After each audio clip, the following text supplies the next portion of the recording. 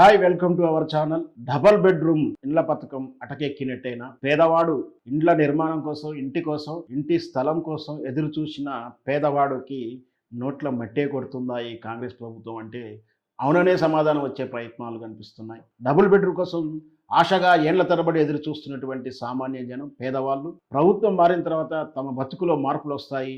అహంకారి, ప్రజలకు దూరంగా ఉన్నటువంటి కేసీఆర్ని గద్దె దింపాము, ప్రజల మనిషి, ప్రజలకు నేను సహాయం చేస్తాను అంటూ ముందుకొచ్చిన రేవంత్ రెడ్డికి 70,000 వరకు డబల్ బెడ్రూమ్ల పోర్షన్స్ నిర్మాణమై ఫినిష్ అయ్యి అలాట్మెంట్కు వెయిటింగ్లో ఉన్నాయి.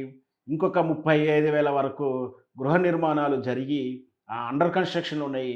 అంటే సుమారు 1,00,000 ఇండ్లు శాంక్షన్ అయ్యో లేక శాంక్షన్కు ఖర్చు పెట్టో ఉన్నాయి. అంటే ఈ ప్రభుత్వం ఈ 1,00,000 ఇళ్లను మళ్ళీ ప్రజలకు అలాట్మెంట్ చేస్తుందా లేదా అని ఒక అనుమానం ఉంది. నిజంగా వాస్తవానికైతే ఒక ప్రభుత్వము చేపట్టిన పథకాన్ని ఆ తర్వాత వచ్చినటువంటి రాష్ట్ర ప్రభుత్వాలు, గతం తాలూకు ప్రభుత్వ పార్టీలకు క్రెడిటబిలిటీ ఉంటుందని ఆ ప్రభుత్వ ఆ అధికారంలో ఉన్న ప్రభుత్వం ఆ పథకాలను నీరుగార్చుడు కానీ, పేరు మార్చడం కానీ తరచూ చూస్తూనే ఉన్నాం. ఉదాహరణకు వైఎస్ రాజశేఖర్ పీరియడ్లో జరిగినటువంటి ఆరోగ్యశ్రీ పథకం కానీ, ఆరోగ్యశ్రీ పథకానికి కానీ ఆ తర్వాత తెలంగాణ ప్రభుత్వం వచ్చినటువంటి బీఆర్ఎస్ పార్టీ వాటిని నిర్వీర్యం చేసింది లేదా నిర్లక్ష్యం చేసిందని చెప్పొచ్చు.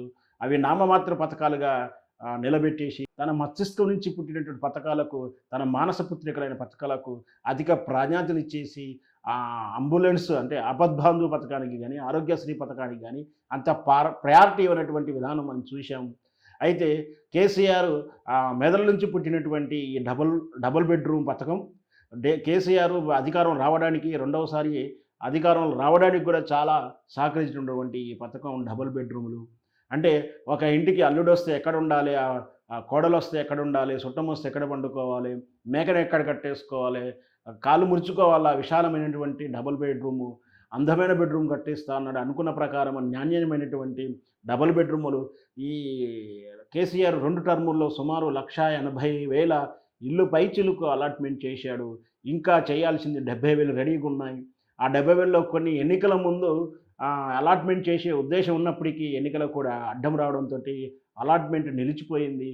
తద్వారా ఆ అలాట్మెంట్కు సెలక్షన్ అయిన వాళ్ళకు డాక్యుమెంట్స్ ఇవ్వలేదు కాబట్టి సెలక్షన్ బెనిఫిషరీస్కు ఎవరికైతే ఉందో వాళ్ళకు వాటి మీద హక్కులు ఇంకా రాలేంటే భావించాలి.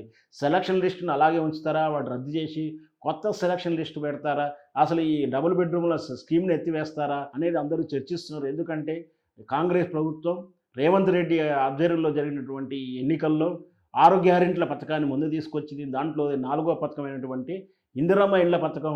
ఆ ఇందిరమ్మ ఇళ్ల పథకానికి ఇల్లు స్థలం ఉన్న వారికి మేము 5 లక్షల వరకు ఇస్తాము, తెలంగాణ ఉద్యమకారులకు 250 గజాల స్థలం ఇస్తామని చెప్పి ఎన్నికల వాగ్దానం చేసింది. వాటికి ప్రయారిటీ ఇస్తారా, లేదా ఈ డబుల్ బెడ్రూమ్లకు ఇలాగే కంటిన్యూ చేస్తారా?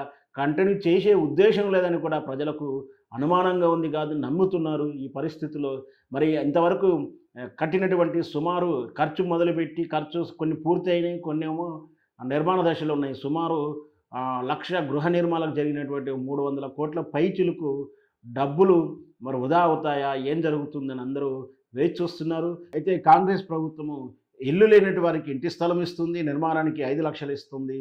ఇంటి స్థలం ఉన్న వారికి 5 లక్షల రూపాయల నిర్మాణ సహాయం చేస్తామని చెప్పింది.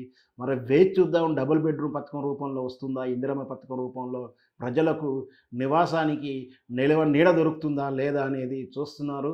మరి వేచి చూద్దాం. నిజంగా కాంగ్రెస్ ప్రభుత్వం గ్యారంటీల పేరు మీద చెప్పినటువంటి అన్ని పథకాలు అమలు చేస్తుందా, ఈ ఆరంభ శూరత్వానికే పనికొస్తుందా లేదో వేచి చూద్దాం.